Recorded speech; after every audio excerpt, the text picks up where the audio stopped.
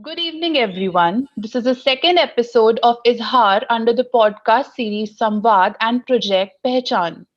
I am Vaishnavi Sharma, a volunteer of NSS Student Chapter, the NorthCap University. I am Anmol Lakpal, the cultural head of NSS NCU. Today, we all have gathered virtually to celebrate International Family Equality Day. We aim to promote family equality and raise awareness among the general public about the need for equal treatment and recognition for all families, regardless of their sexual orientation and gender identity of their family members. The guest we have for today is an actor, singer, loves to vogue and dance to Bollywood numbers, LGBTQIA influencer, TEDx speaker for 3 times, professional host and MC.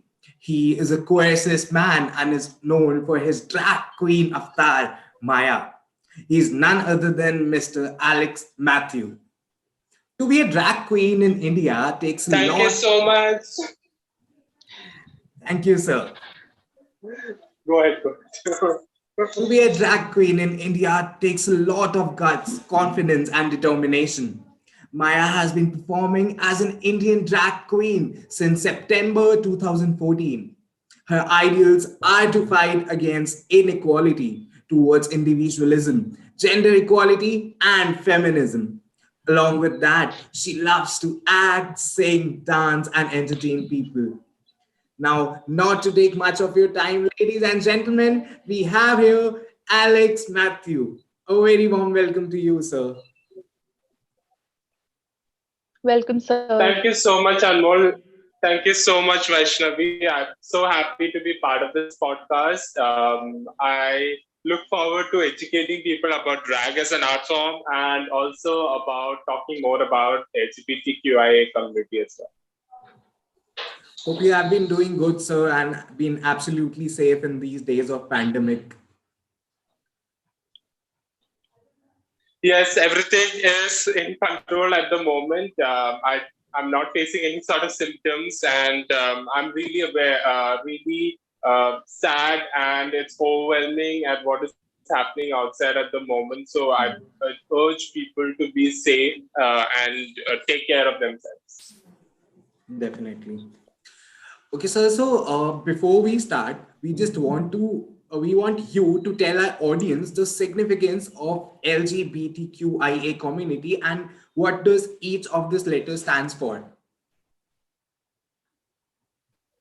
So LGBTQIA, like it's a community basically about queer individuals. So I'll start with L. L is gay of lesbian, where a cisgender woman falls in love with another same sex or another cisgender woman.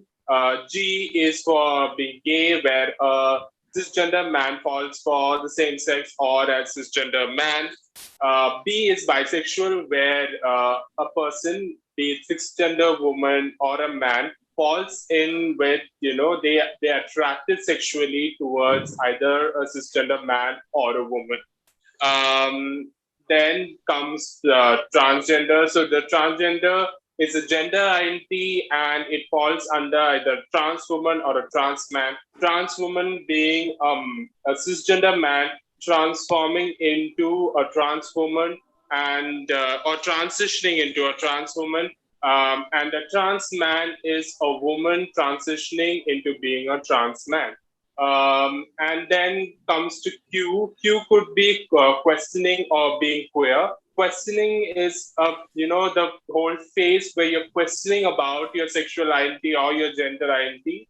And queer means basically I identify myself as a queer cisgender man, where I don't identify with any labels of sexuality and I feel that sexuality is fluid.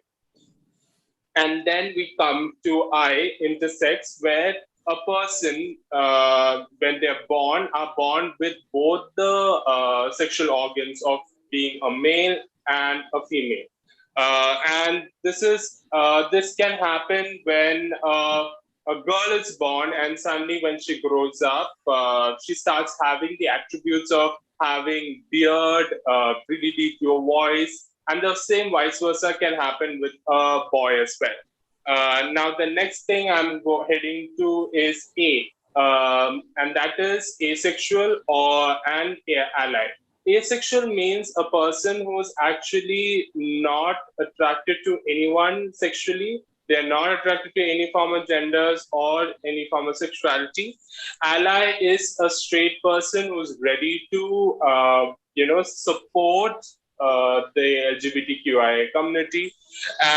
The thing that people don't talk about, and it's a new term which I am talking about right now, is pansexuality, where a person, irrespective of their gender, is attracted to all genders and all sexualities. So that is pansexuality. So that is LGBTQIA plus community. Okay, that's great. So another thing you talked about was pansexuality. So is there a specific difference between being bisexual and pansexual? So, bisexual is an attraction to two sexes, while pansexuality is attraction to all the sexes or all genders. So that is the only difference, actually. Okay, right. Okay. So I have my next question now. Like, how do you describe Alex and Maya? Like, what is the perception of Alex and Maya for you, and what is it for your family, friends, and even your personal circle that also includes your society sometimes?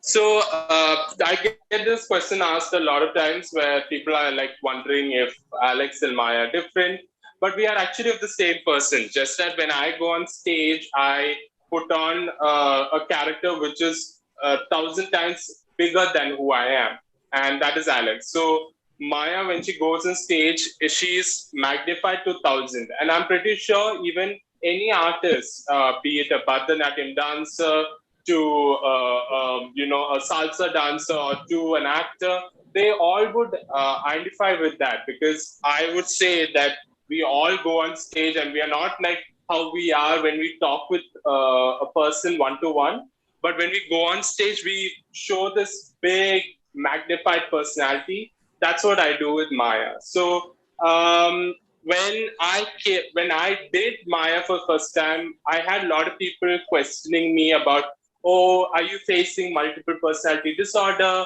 or are you not in sync with Maya, all of that. So all of those insecurities was like reflected on me, but at the end of the day, I just realized that, hey, I feel one with her, or I feel like I can connect with her, there's no disconnect. So that is exactly what happened.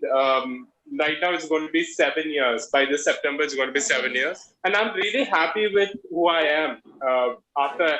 And I also keep saying that Maya actually yanked me out of the closet, because the public performance I did in September 2014, a month later, I came out of the closet.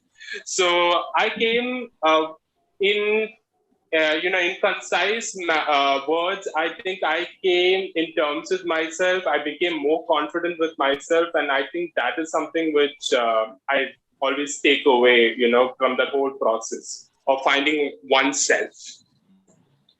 So, sir, also we would love to know that which personality do you think you fit more in? Because as we all know, Alex and Maya are two different personalities. Once you are on stage, you are Maya, and once you're in real life, you're Alex. So, which personality do you like more, and which personality do you think you fit more in? I like both the personality. Like I said, there is no different. We are the one. We are one person. Just that I get magnified more in stage, and I keep that on stage. I don't take her with me everywhere I go. It's just she's there. She's there even in front of the camera. I do it for video, and after that, I don't like take her everywhere I go. So we are at one, and I'm happy with both the personalities. There is no. I prefer this personality over another. So yeah. That's great. That's great. So basically, when we talk about being queer, so when did you discover about you being a queer, and how did you actually deal with it? I mean, or did you have any sort of peer pressure that you faced, or any sort of societal pressure that you faced at that time? And then how did you just discover yourself and being yourself? So, 25 years of my life, I was facing like peer pressure, societal pressure, family pressure, religion pressure. Because if you know my name is Alex Mathew, and I come from a Christian background. So, I was facing a lot of pressure in that way when I was 25 years out of my life.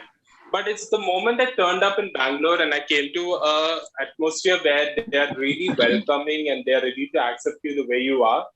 That is when I was like, hey, you know what? I can be, one with myself. I can, be okay with me. I can be open about myself. I don't have to hide in this closet, because for me, hiding in a closet was suffocating, and it was not making me be one with myself. I was, even when I'm going on stage as Alex, because I used to do theater, I used to feel there was something holding me back. I was not being open about myself.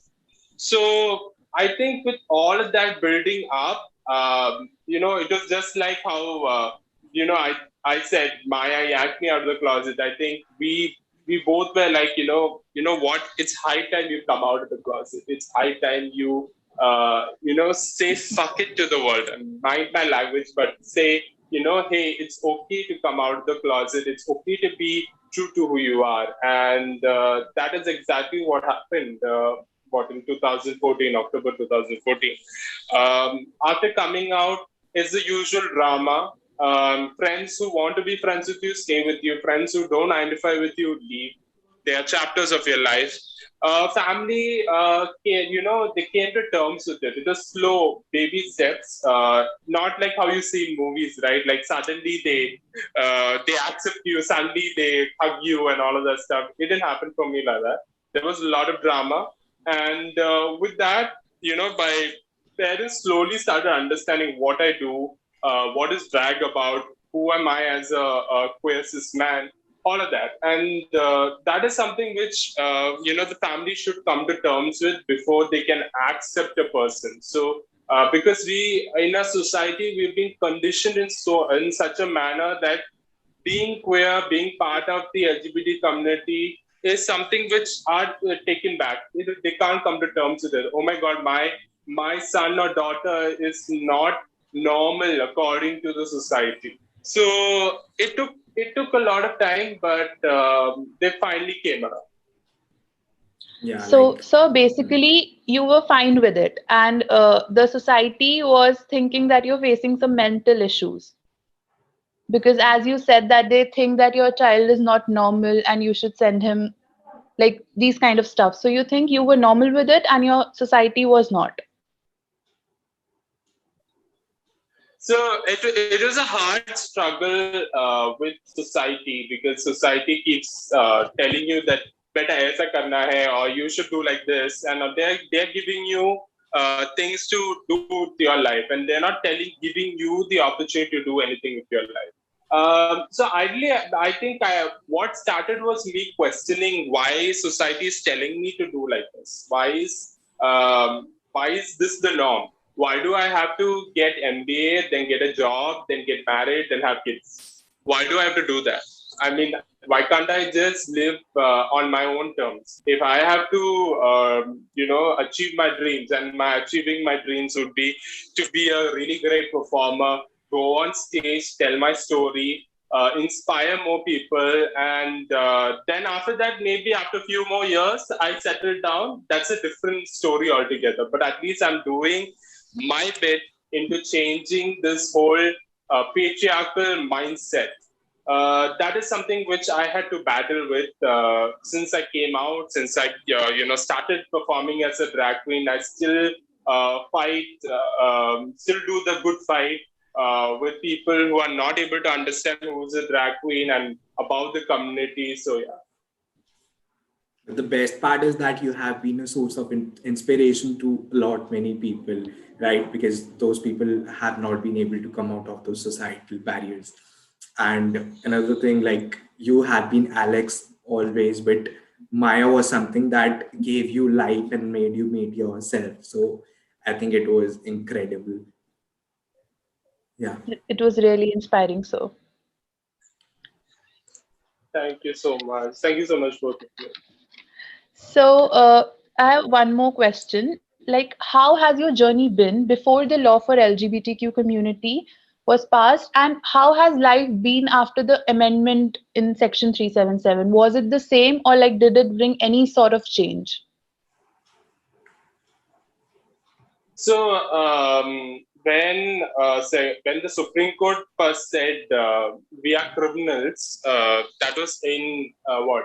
That was in December 2013, if I'm not wrong. Probably. That is when I got shocked. I'm like, how can you call us criminals? We are human beings. How can you, just because a society is alternative society sexualities doesn't mean, and the society does not relate to it, doesn't mean we are being called criminals. So I think in 2013 it sparked everything for me. Like I was like, you know what, I have to do something about this. Why are we being put as criminals? And that slow spark, which actually ignited for me to be Maya in September 2014, and then coming out of the closet, because I was like, you know what, I don't want to keep going back into the closet. I need to come out of the closet.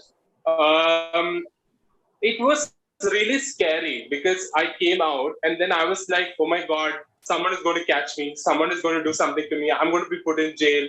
All of that stuff, because I was slowly being slowly coming into as a public figure, or slowly coming as out as a public figure for the community. So I was really scared till 2018. So you can imagine coming out of the closet at October 2014 till 2018, September 2018, I was in a constant fear, and it was seen in my performance also. People were saying that, oh, I didn't see you being so open in this performance. I'm not seeing you being so free with this performance. The moment I got to know that I'm not a criminal and I'm free to be who I am, people actually saw a drastic difference in the way I perform on stage.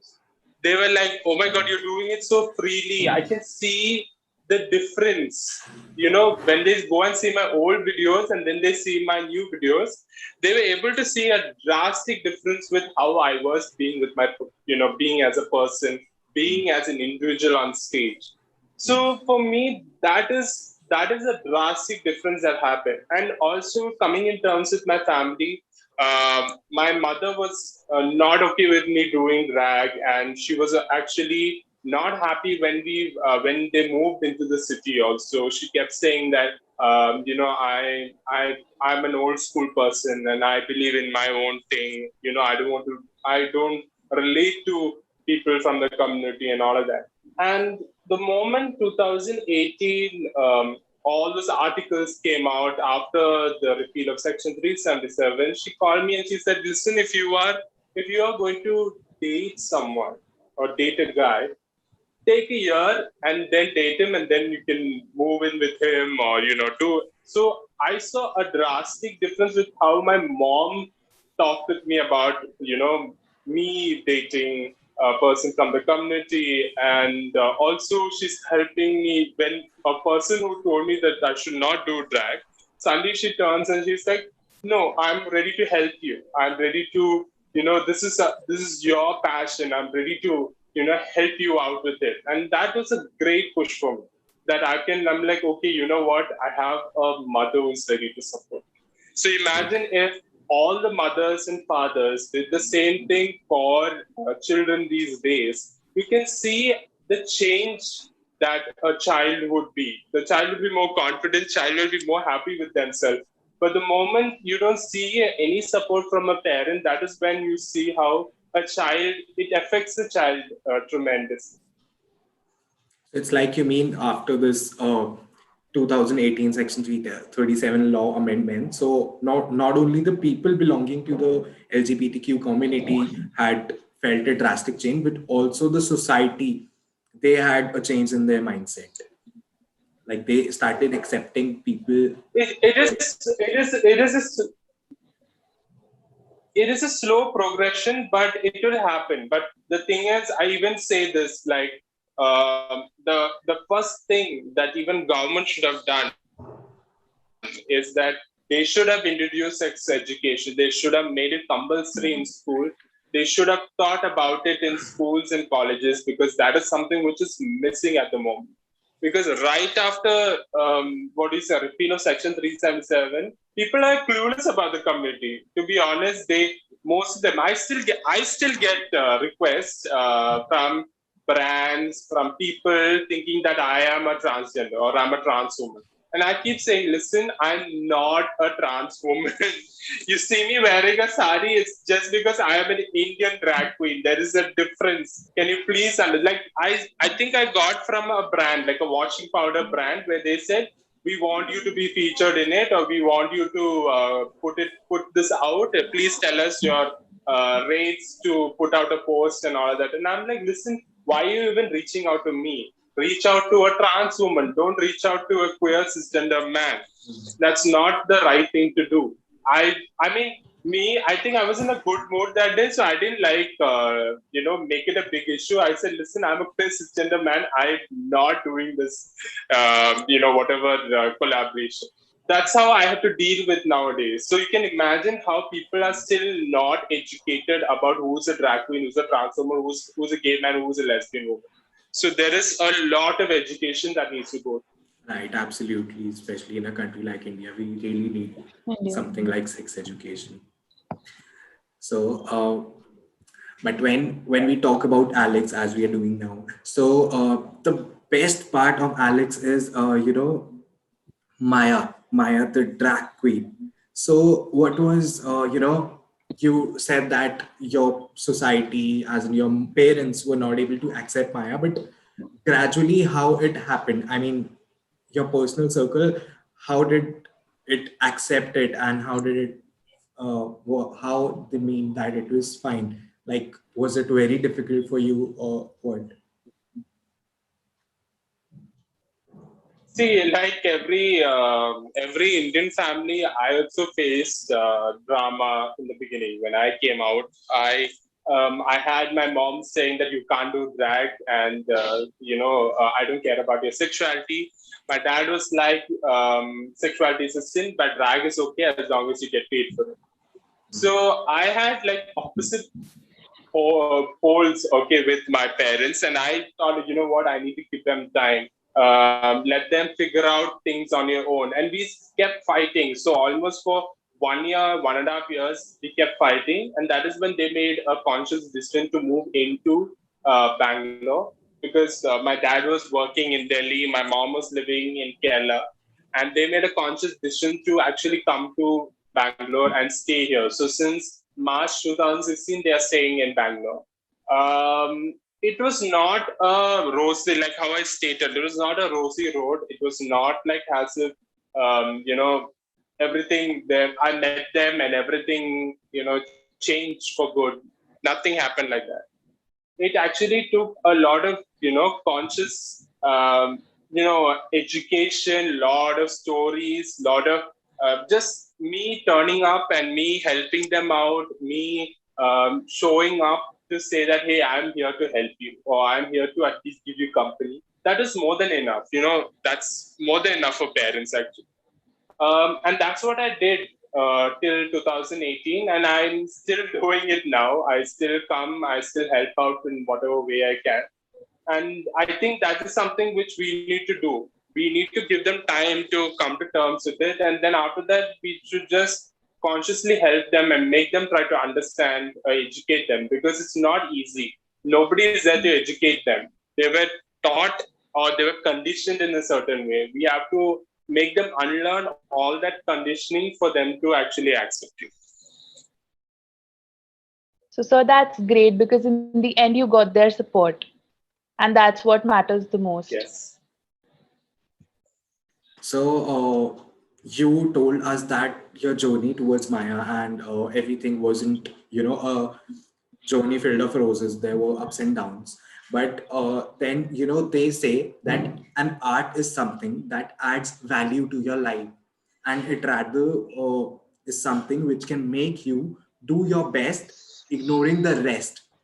So when we talk about your role, what role has art played in your life, be it your dance, be it your makeup? Like, as we all know, you love getting dressed into saris, and you love classical dancing too. So how has this art helped you become a better version of yourself, be it Alex or be it Maya?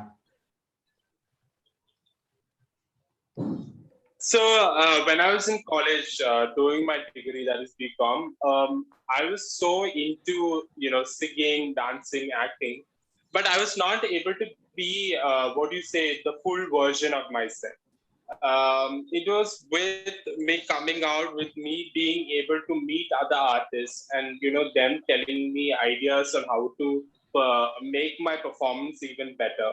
That is when I got a lot more ideas. Like I started when I started performing, I started doing parody versions of English songs, like singing it in a very funny way, in a Malu tone. And people were, I don't know if you guys know, but there was a famous VJ in Channel V known as Lola Kuti, where she used to wear jasmine flowers and wear Kanjipuram saris with the glasses. So the typical nerdy South Indian girl. So I started doing that minus the glasses, and people started loving me for that. And then slowly I started becoming, a more glamorized version of myself, started doing more finesse to my performance. In this 8 years, I think I've grown a lot more perfectly as a performer. I still get my like those stage butterflies. Before you get on stage, you get those butterflies. I still get it. So, but then when I'm on stage and when I get the mic, I'm a different person. I'm ready to take the world, by a storm. It wasn't like like how people are, like they learn an art form and then they suddenly go to a stage and then they are able to do it. It was a different experience for me. I was not a seasoned dancer, I'm not a seasoned singer, but yet wherever I can, I was able to do it, and that is something matters as an artist. That even if you don't get trained lessons to be a singer and a dancer or an actor, you can still go do your thing, and that is the beauty of being so raw. Like people need to appreciate all these raw actors, raw singers, raw dancers, because they are doing it for the love of the art form. They're not doing it because, oh my God, I got trained and I'm doing it. That sort of a thing. They're doing it because they love the art form. And that is the same thing what happened with me when I was being a drag queen. Even makeup. I didn't learn with some makeup artist telling me what to do. I actually went, saw videos of drag queens, how they do makeup, and I started doing my own versions to it. How does it, work on my face? Will this particular eyeshadow, will this particular eyebrow work on my face? So it was a constant experimentation to find the right mug and which works on my face, and that is something which I've been executing for, I think, last 2 or 3 years. So that is how you learn. The moment you start working on yourself, start practicing, that is how you perfect more as an artist. So you don't need perfection. You just need to find the joy of it, and you will reach there. When like I keep saying, like people ask me, what makes you more happy when you go on stage? And I say that adrenaline rush I get after I end a performance, which everyone seeks in parties, in alcohol, in drugs, and all of that. That is something which I get after stage, and that is what I keep looking out for. So you mean this form of art and stage is definitely your addiction, your kind of addiction? Yeah, that is my kind of addiction, actually. And it's a good addiction. Like, Yeah. 7 years I've been addicted to this art form. So I'm in love with this art form. Yeah, absolutely. So it's obviously better than drugs or like alcohol. Yes. Okay, so I'll take you So, back to one thing you talked about, that VJ, I guess, who used to dress in saris with goggles and all that stuff. So, she was the one, your source of inspiration? Was she your source of inspiration? she she was one of the source of my inspiration. There were people like Robin Williams, who dressed up as a drag queen for a movie known as Mrs. Doubtfire. There was Kamala Hassan doing the same role in Chachi Chasobis. Then RuPaul with RuPaul's Drag Race, and then those drag queens in RuPaul's Drag Race. So it was not just I can't pinpoint one person and say this is my inspiration. It was actually a varied group of people who actually inspired me, and I was able to function with that. I was like, hey, I like this. You know, it's almost like you go into a supermarket of inspiration. You go there and you say, hey, I like this part of this person. I like that part of this person, and that's what I did. And it worked beautifully for me because I operated with that. And I think people should do that. Don't just keep looking at one person. Just keep looking at, go to your supermarket of inspiration and find your bit and just work with that. And the best part is, there was a group of people who inspired you, and now you are the one who is inspiring a group of people. inspiring us. True. Yeah, I you know, you have no idea how I was you know, as a performer, you just perform because you love to entertain. You just want to spread the love of, you know, entertaining. But when it came to you know, I was the person who was inspiring a generation. I was overwhelmed because I'm like, I didn't know I did this, you know. And it's a I think that's something which my mother taught me, that it's always good to be humble and just operate from humility, because that's going to take me a lot more, and that's something where I operate from. So when someone told me this, I was like, oh my God, okay, I didn't realize it. So I was like, and then they were like, you should operate from being a celebrity. And I'm like, I didn't know how to be a celebrity. I just know how to be a performer. Yeah. That's great. So now I'd love to know about your drag name. As you say that you have chosen Maya as your drag name. So what role has Maya, or Mayama as you say, has played in your life? What was your idea behind choosing this as your drag name? So अरे रुको. Dam यार, ये तो बिल्कुल suspense create कर दिया daily soaps की तरह. तो क्या होने वाला है एलेक्स का आंसर, उसके लिए आपको देखना पड़ेगा हमारा next part. The next part of this podcast will be released tomorrow, that is 3rd of May at 4 in the evening. So please watch part 2 and let us know कि आपको ये podcast कैसा लगा. So that we can bring you more such content, do like, subscribe and share, and hit the bell icon to get the latest update from NSS NCU. Bye.